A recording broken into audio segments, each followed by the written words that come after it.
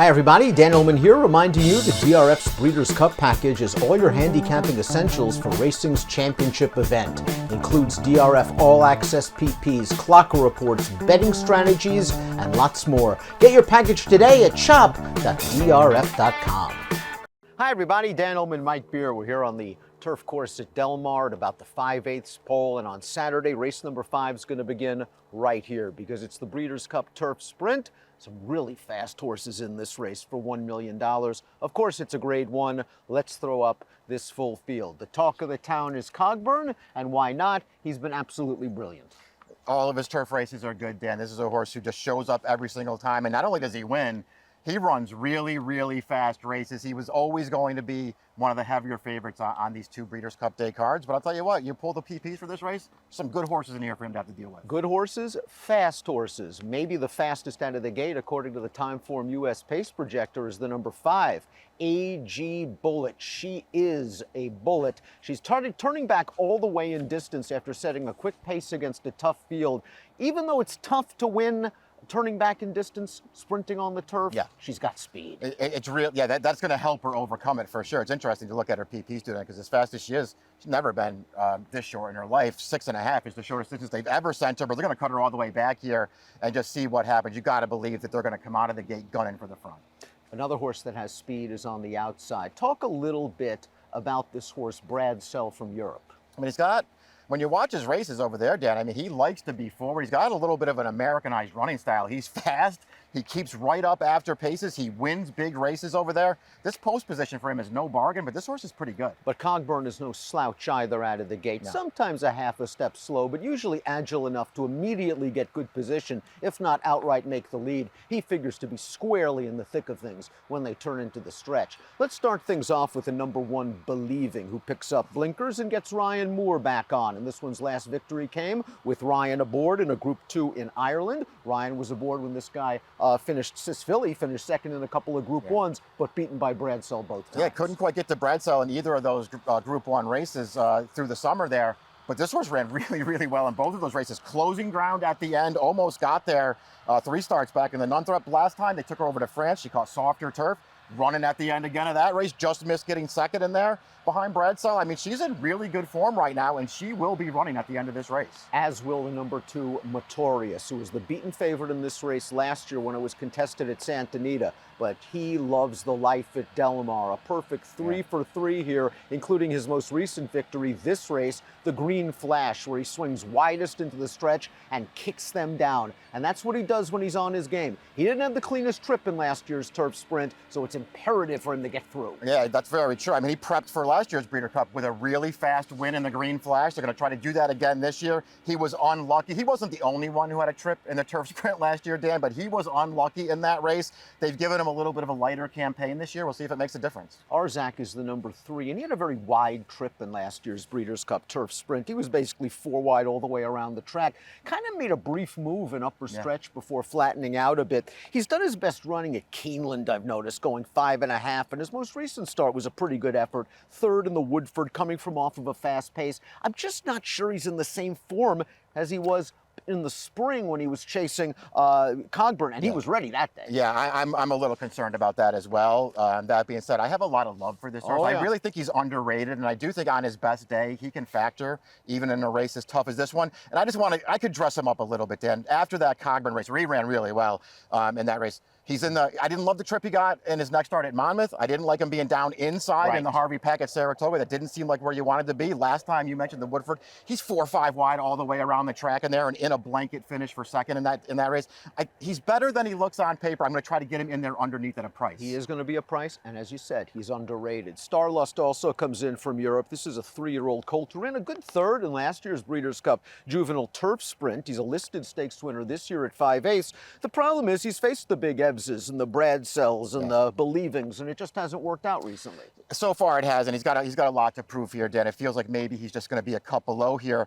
Maybe, though, he ran the best race of his life 2 starts back when he just chased Brad Sell around the track and couldn't quite get there, just out finished for second late. He had an impossible trip last time. I'm not suggesting he was going to win, but that was brutal. You mentioned that AG Bullet's never been this short. 6.5 has been the shortest she's ever run on turf. She's 4 for 4 at 6.5 furlongs. Maybe she is better sprinting. Her win in the Oceanitas, 3 starts back here at Del Mar. I thought she couldn't have had it easier on the lead that day. And then she loved Kentucky Downs. She just rolled to the front in that race and dominated the field. Last time out, they ran her in the First Lady. It was a mile. She went very fast on the lead. And I think that distance, those circumstances with the pace and those quality of horses did her in. Don't care about that race at all. You're right. There are plenty of excuses to go around for that race, but the real sticking point with her is what you were alluding to 2 starts back, the Kentucky Downs race. I mean, how much stock can you put in that performance? It's the best race she's ever run by far. What does it all mean? We never know with those Kentucky Downs races. One thing I do know,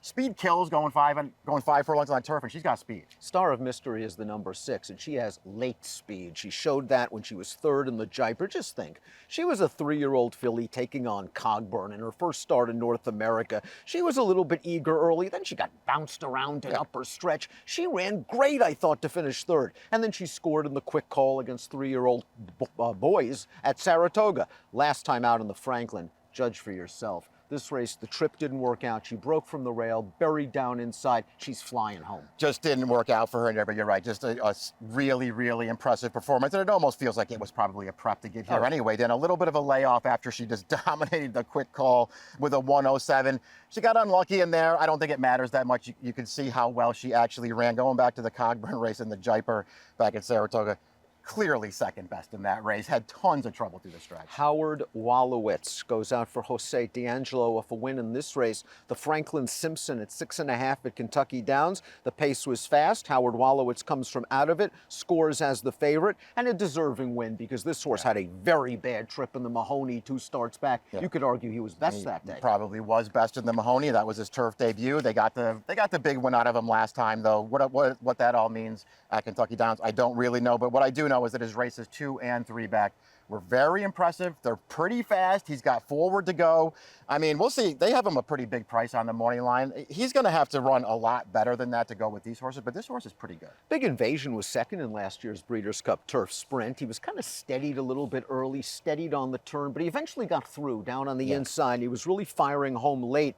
I think Christophe Clement was really excited to get him back this year at 5, and for one reason or another, we really haven't seen the Big Invasion of 2023. He did win the Harvey Pack 2 starts back. Last time out in the Eddie D, they tried him down the hill, and maybe he didn't care for that. Maybe it's a little too far for him. Yeah, it's just a totally different kind of a race. I don't really feel like you want to hold that against him because he's been so good and so consistent throughout his career in these shorter sprint races, despite his running style. He just doesn't have a lot of speed. He likes to sit back and make one run. The Breeders' Cup last year is not the only time this horse has had a really tough trip. I mean, he's had several of them because that's his running style, but when things work out for him, he's got a pretty big kick to him, Dan, and his win 2 starts back seemed like it suggested he was back on form. Cogburn scored the Jaipur 2 starts back, and he did it in 5.5 furlongs and 59 and 2. That's smoking. He then shows up at Kentucky Downs, 3/4 of a mile. He's 6 of 7 lifetime on turf now after this race. The only loss came at Kentucky Downs. Safe to say he avenged that defeat. I mean, he was so good in this race. They just put him right on the lead in here. He just went on with it in there, Dan, confidently ridden the entire way. He just settled it quickly when he was asked to do so. His turf form overall is so good that he just kind of, even against this field, he kind of stands out in here. And as we've already alluded to, he's got speed. So it's not like the trip is supposed to get in his way here. The 10 is Isivungu Vungu, scored a Colonial and the North American debut. This one is a multiple Group 1 stakes winning turf sprinter in South Africa, and Graham Motion had him ready to go for his North American debut. Worked out a pretty good trip-saving run, but I like the little burst of speed he showed to make the lead, and then he just held on. I'm not going to argue with any of that. I did like the way that he sort of kicked away from that field and then held on. He got a perfect trip in that race. He's going to have to run better than that against this field. Big Evs won last year's Breeders' Cup Juvenile Turf Sprint, going 5/8 at Santa Anita, a Group 2 winner this year.